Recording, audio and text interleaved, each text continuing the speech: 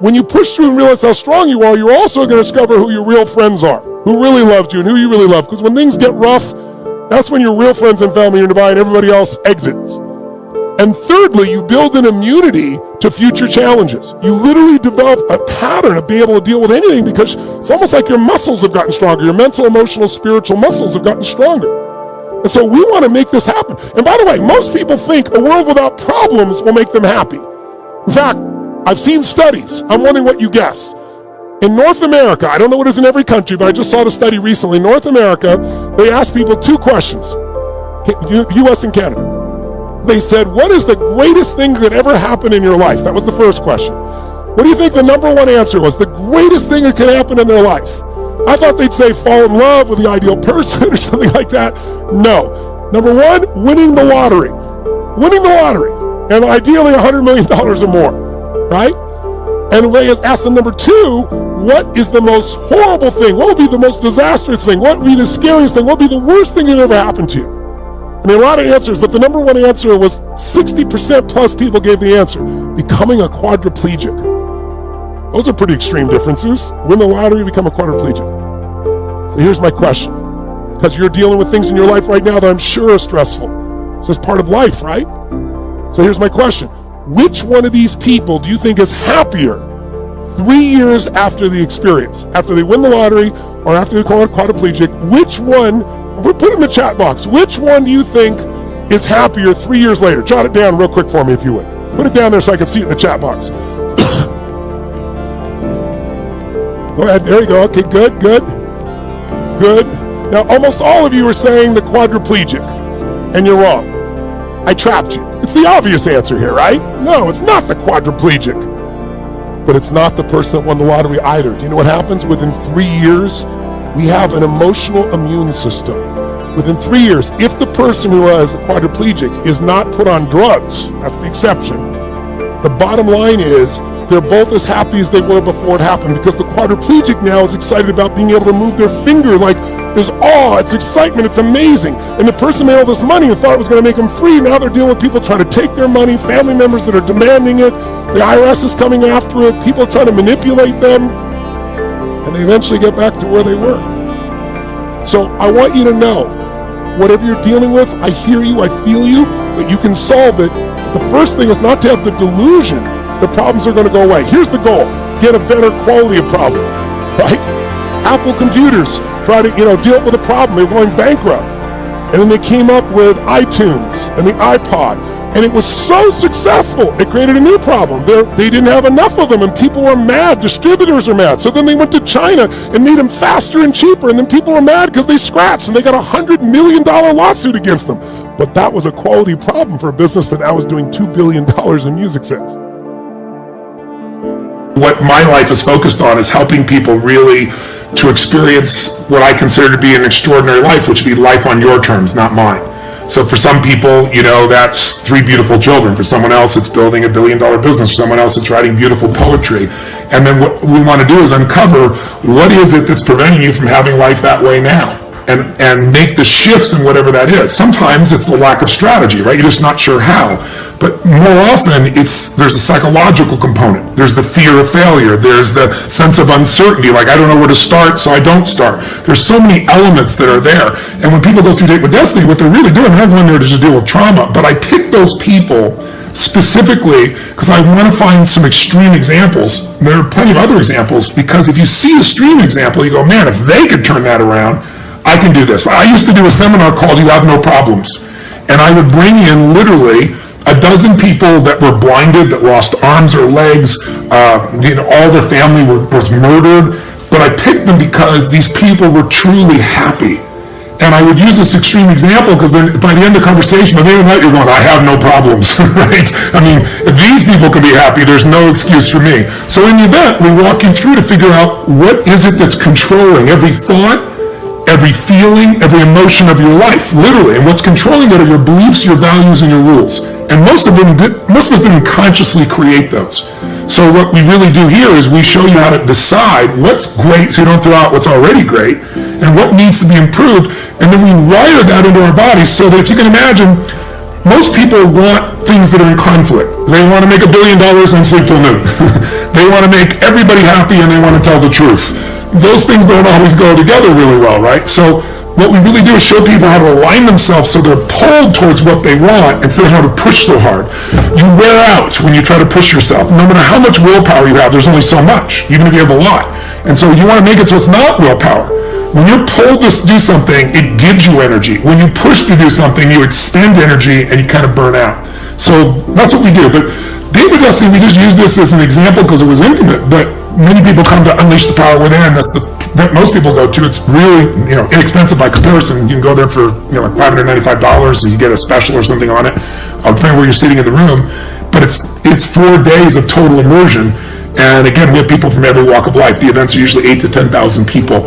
And I'll invite you. I decided I'm going to invite the people that took the time to come in and work so hard to ask a question. So you stay on the line too, and I'll invite you to come as my guest to the one that we're doing coming up. Where'd you say you are based again? I'm sorry? Upstate New York. Upstate New York, great. Well, you'd have to fly to the other side if you want to go soon to California, but I think it'd be worth it to you. Would you like to come? Sure, absolutely. Thank you very much. Done. Speak to Tyler here, give him your details, and I'll make sure that we get you an invitation sent to you. Great, thank you. Nice meeting you. You too. God bless. We have another question here. Hold on one. Come here, buddy. Of course, sure. Here she comes. Hi, family. Hello, everyone. Stage. We have another question from Michelle Friedrigler. You have an amazing ability, Tony, to transform how individuals see and feel themselves. We are at a time in our world that transforming what we think of ourselves is nice. How do we transform beliefs that people have about others? Beliefs people. Okay, so now you're trying to do God's work. Okay, so it's people are going to believe what they're going to believe. I mean, this show is a perfect example of this. Joe Berlinger was saying, he said, Tony, there's 3 audiences here. He said, there's your fans, and he said, frankly, I could put a black screen up with your voice, and they think it's a great film. He said, and then there's the haters, and like Taylor Swift says, the haters are going to hate. Someone who doesn't even know who you are, doesn't have an experience, and doesn't really want to know, who might even be threatened by it. He said, you're not going to change those people's opinions. And he goes, I'm not either. He said, but the people in the middle, people like me that were skeptical but not closed, people that, really want to improve their life still, he said, that's the vast majority of people around the world, and that's who this is really for. So in my case, I even know I'm not going to change somebody's view, and I've got a lot of influential skills. But I would say to you, is they're trying to change what people feel or believe about someone. It's to really work on you. If you go to, get on an airplane, and the first thing that happens is they say to you for emergency procedures, if there's a problem and we lose oxygen, right, what do they say? These things are going to pop down and they have oxygen, and the first thing you're supposed to do is put that oxygen mask on your child, right? Wrong. They say you're supposed to put on yourself first and then your child. Now, why is that? It's simply because it sounds selfish to take care of myself first, but if I go try to put this on my kid and I don't have the air, I'm going to die and my kid's going to die too. So I think we've got to make sure that we work on us, that we master us. If you can change your feeling where you're not judging other people so much, if you can find places in your own life where you're fearful about what people think and you can learn to let it go, now you can help somebody else do that because you're an example of it. But trying to tell someone verbally how to do that when you haven't done it, it never works because you just don't have the skill. And if you don't have the skill, how are you going to expect to transfer that to somebody else? Are you and I, are we responsible to do something about this since we have this awareness and understanding? Yes. Or should we just f*** it over and just go, well, it's over and there's nothing can be done? No, that's one thing I really, really want to do something about. I know that. So that's why I'm staying with you on this.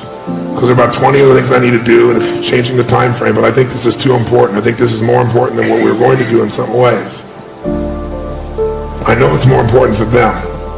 And I know that if you don't do this, you won't be able to live with yourself. Which is already how you felt, because you've known this even though you couldn't word it this way. At some level you've known this, have you not? And you felt guilty about it, I assume?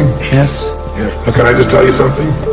I've been very intense here, and you know that I'm not harsh with you, but I've also been intense in terms of putting this on your shoulders. But I have to remind you that I love that you are willing to do something about this, and you're so committed, and you will. This was all part of a stage that was important for everybody. And you're never going to know why, and you don't have to. Your son's gift from all of this is he's in touch with the sensitivities of life. And because of that, the feminine side of him is well developed. If all we do now is get the masculine side well developed, he'll be the best man he could possibly be. Because the truth is, we want to develop both parts of all of us, don't we? That makes us more whole people. We just want to make sure when both parts are developed, we live primarily in our essence and we have access to the other. If I was just masculine, you wouldn't be listening to me. And most of the people here, most of the women here certainly would not listen to me. But they've seen there's all this femininity as well. There's a feminine energy, there's a caring, there's a sensitivity in me that's gigantic. And there's a masculine part that's gigantic. Since both are so developed, I can go back and forth for whatever needs it. But what guides me is this sense of mission, which is a masculine force. And there's a discipline and a focus to it. So we wanted to have both. So can I just remind you that you gave him beautiful gifts? Is you've given them a sensitivity most men will never have. And every woman wants a man who is masculine but is also feminine. They want to be with a man who cares and has the sensitivity of a woman also, but is strong enough to be their man. So you've given them a gift that most men don't have. So I think I have to honor you for that. And your daughter has some strength she wouldn't have if you weren't her mother. So please take in what you have succeeded at. There you go. Because you can only build on success. Getting better isn't a hack or a trick or a one change that you need to make. Getting better is a campaign. It's a campaign. It's a daily, a weekly, it's an hourly fight. An incessant fight that doesn't stop against weakness and against temptation and against laziness. It's a campaign of discipline. It's a campaign of hard work and dedication. It's waking up early and going to bed late and grinding out every second in between. Every single day. So, you want to get better? You want to self-improve? Stop looking for a shortcut.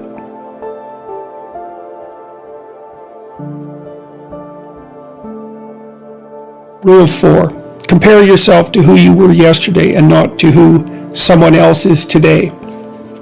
Because if you're comparing yourself to someone else, I mean, first of all, you don't know very much about the life of the person you're comparing yourself to. You don't know it across all of its dimensions.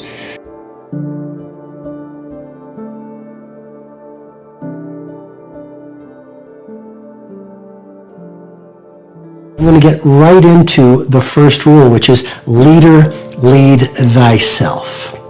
So leadership is not just for CEOs. Leadership is not just for prime ministers and presidents and people with large bank accounts and massive offices. Leadership is not only an opportunity, but the responsibility of every man, woman, and child on the planet today.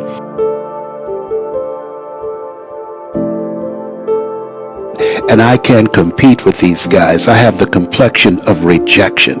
14 years, I silenced myself. Wow. And so I regret that, because there's some people that maybe if they'd heard my voice, they would not have turned to drugs.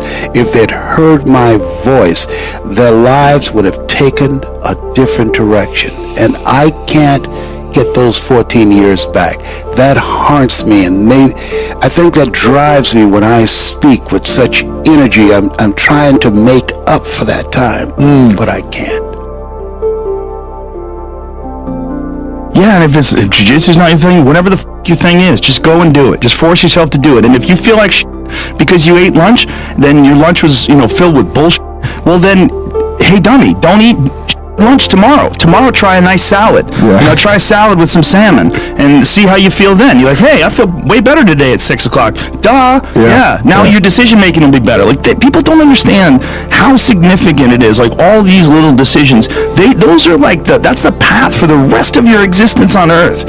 And if you decide to go the Cheetos chocolate chip cookie route, you're just making a path. You're carving your path through broken rocks and glass, and it's not the way to go.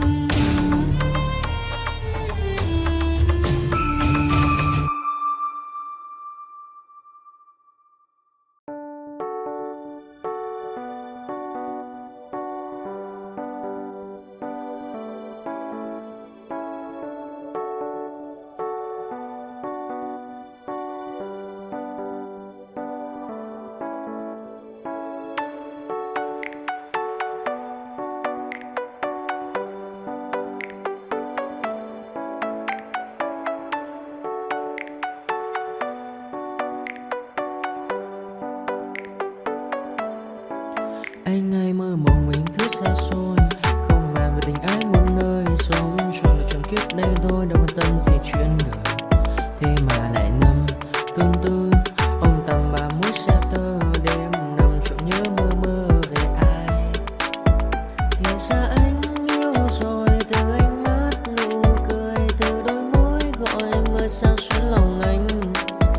Thì ra mê em rồi ngày hay đêm ôm lời chỉ nghĩ đến em thôi, đó là do anh đã yêu rồi, anh đã yêu rồi, anh đã yêu rồi. Anh đã yêu rồi, anh đã yêu rồi, anh đã yêu em mất rồi.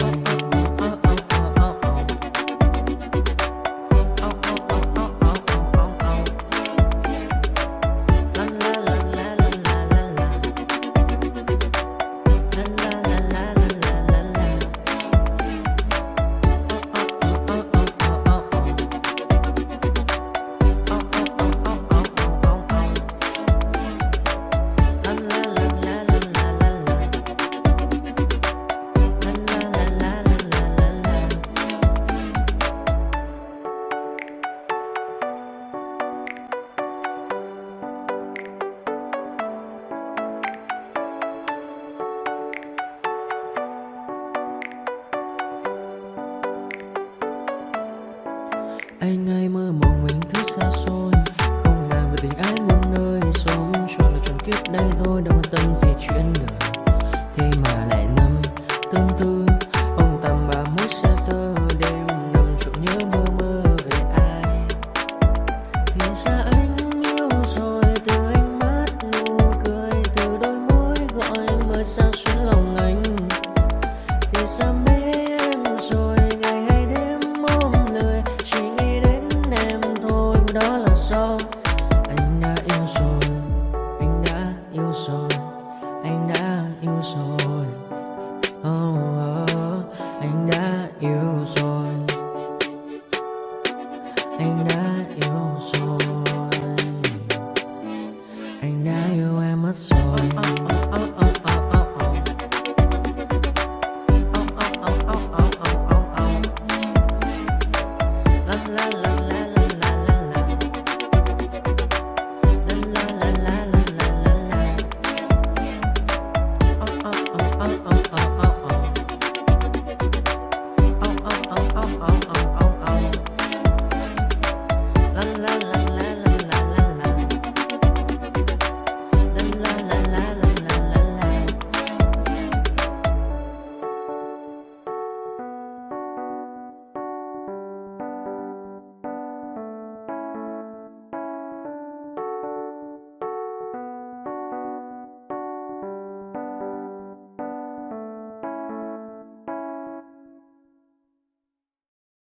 Thank you.